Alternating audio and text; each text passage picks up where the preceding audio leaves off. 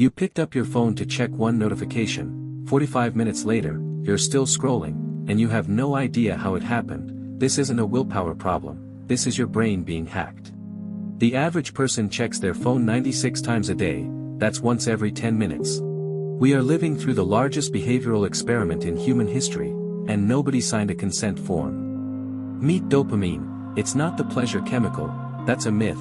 Dopamine is the chemical of anticipation, of wanting. It fires not when you get the reward, but in the moment before, the moment of possibility.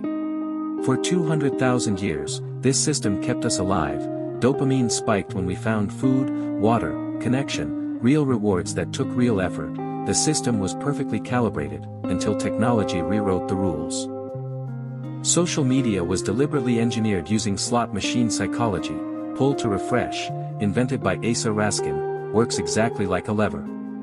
You never know what you'll get, and that unpredictability is the most powerful dopamine trigger ever discovered. Neuroscientists at UC Berkeley scanned the brains of heavy smartphone users. What they found was alarming: the dopamine receptors in the reward system had visibly thinned. The brain, overwhelmed by constant stimulation, had started protecting itself by switching off.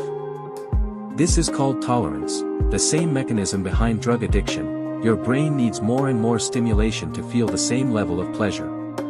Over time, ordinary life, a conversation, a walk, a meal, starts feeling unbearably dull, because it is, compared to what your phone is feeding you. Every time you switch from your work to your phone and back, your brain pays a cost. Researchers call it attention residue. The part of your mind that was on Instagram doesn't fully return for up to 23 minutes. You're physically present, but cognitively, you're still scrolling. A 2025 meta-analysis published in Psychological Bulletin confirmed it. Heavy short-form video consumption is directly linked to declining attention span, increased impulsivity, and reduced ability to sustain deep thought. We are literally training our brains to be impatient.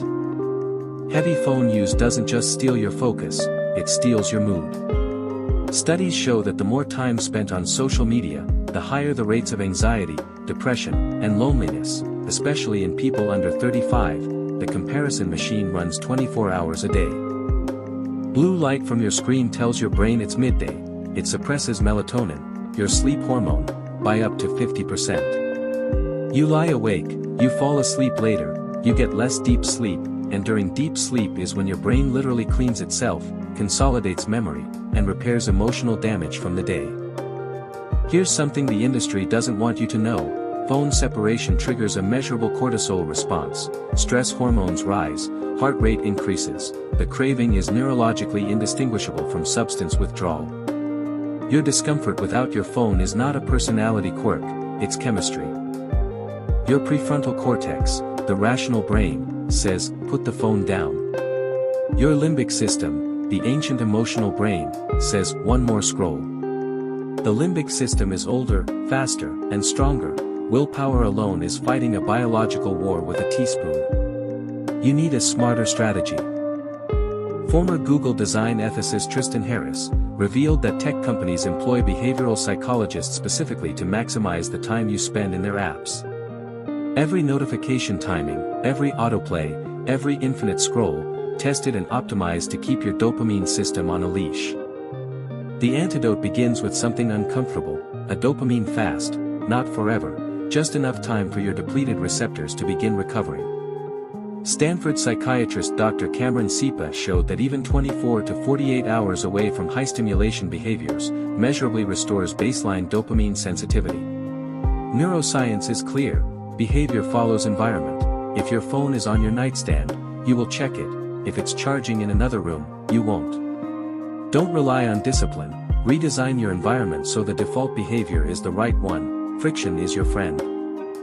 You can't just remove a habit, you have to replace it. The cue will still come, such as boredom, anxiety, a quiet moment, but you can reprogram the routine. Exercise, cold exposure, deep conversation, creative work, these all trigger the same dopamine system, but they build you instead of drain you. A research from the University of British Columbia found that people who checked email and social media at designated times, rather than continuously, reported significantly lower stress levels and greater productivity. Boundaries aren't restrictions, they're architecture for a better brain. Boredom is not the enemy, it is the birthplace of creativity. When your brain has nothing to consume, it begins to create. Neuroscientists found that the default mode network, active during boredom and rest, is responsible for insight, imagination, and problem solving. Your best ideas live in the quiet. People who completed 30-day low-stimulation resets reported deeper sleep within 2 weeks, significantly improved focus by day 10, reduced anxiety, and, remarkably, they started enjoying ordinary life again, like a coffee, a conversation, a walk. The world didn't change, their brain did. Attention is the most valuable thing you own. Every hour you spend in a mindless scrolling is an hour withdrawn from your goals, your relationships, your potential. Protecting your attention is not anti-technology, it's the most radical act of self-respect available to you right now. You are not weak for being addicted, you are human, and you are up against a billion-dollar machine designed by the smartest engineers on the planet to capture exactly you, but now you know the mechanism, and knowing it is the first step to breaking free from it. Start tonight, charge your phone outside your bedroom. Tomorrow morning, don't touch it for the first 30 minutes, that's it. That one change will begin to shift your cortisol, your dopamine baseline, and your entire relationship with the most addictive device ever created. You have the wheel, take it back.